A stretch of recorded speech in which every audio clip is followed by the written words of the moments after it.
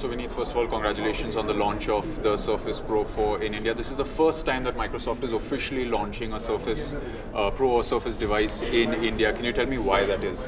Why we are launching? Why first time? Yeah, after so many iterations, this is the first time it's come to India. So, the Surface is started about 4 years back. The journey started 4 years back for Microsoft to build this category of devices. So when you start, you evaluate the markets that you want to be in.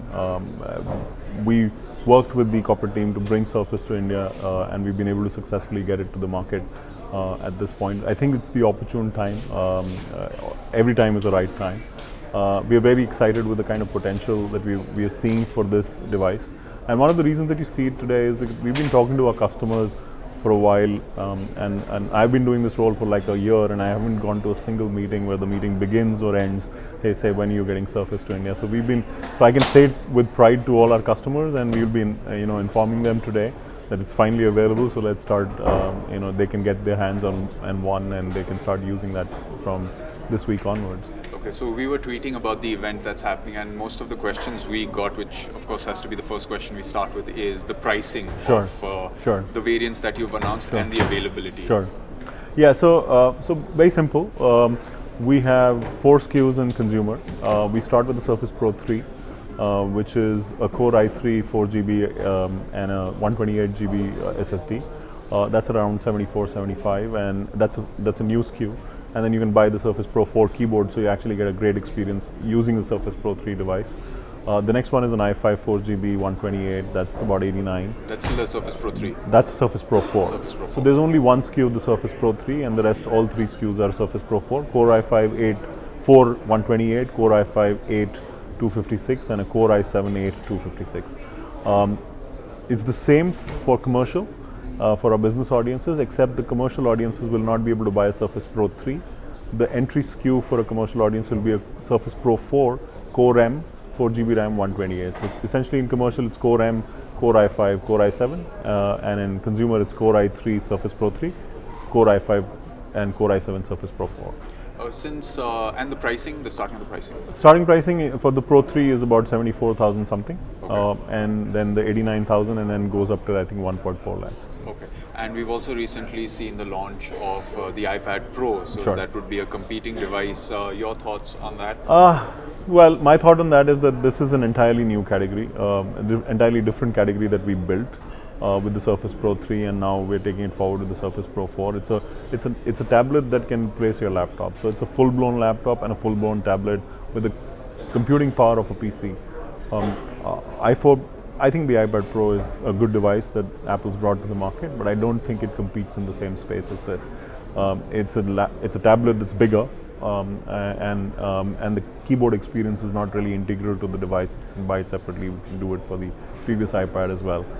That's my thought. I don't think it competes. If at all it competes in the domain that MacBook plays in. And from whatever you can see, it's got touch, pen, the whole versatility of the device, and then it's about 50% faster than the MacBook Air, using Intel's 6th generation chipset. So completely different space. I don't think we have competition as of now. Yeah. Now we've seen the launch of the Windows Phone device, also the 950, 950 XL, Continuum, the Surface Book. The talk in all articles that we've been doing so far has been about being a part of an ecosystem. Sure. So the Surface Pro 3 was a great device. We've had it for a while.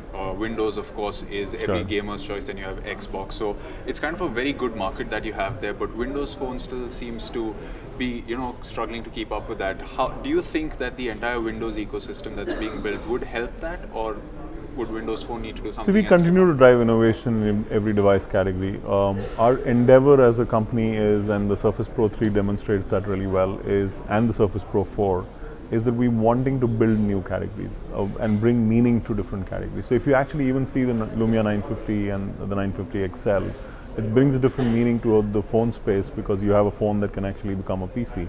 And so you'll see more and more innovation come from us, which will bring and open up new categories, which is what we want to do with our first party strategy, to have a sort of a set of experiences that you wouldn't have seen otherwise. and the Surface is a great example of that. Yeah. So you're one of the few people who have gone with an experience aspect for the Surface Pro 4. Like you said, people can, if you order it off Amazon, you can actually get the whole experience thing. One thing we've been talking about is when the shift to sale happened to online, it was the touch and feel of a product was lost. So what was the thought process behind giving the whole touch and feel experience to a consumer before they can buy it? I'm sure it's going to be a little costly for you guys to put that out. No, actually, the trade-off was, there was no trade-off really, and we were very clear that we wanted to first make the device available. It's not that we won't be with physical stores and all at some point in time. We sure will evaluate that as we go along. The idea was we had so much feedback from consumers saying that, hey, get the device, I want to buy one. And so online makes it really easy and fast. Plus online is growing massively, as you yourself talked about. And the third aspect was we want to give a close to a physical experience, because obviously nothing can sort of replace the whole touch feel experience as well. So leveraging our assets that we have, the Microsoft priority stores, we're starting these are really 5 experience centers. So you're not going to go through a buying or a sale experience in that sense. You're literally going to go through an experience of actually seeing the product. We'll have product advisors and demonstrators there who will actually spend time with consumers, walking them, helping them make the right choice, find the right device. And we'll have a range of other devices as well in those stores as well, including our phones and PCs from our other partners as well.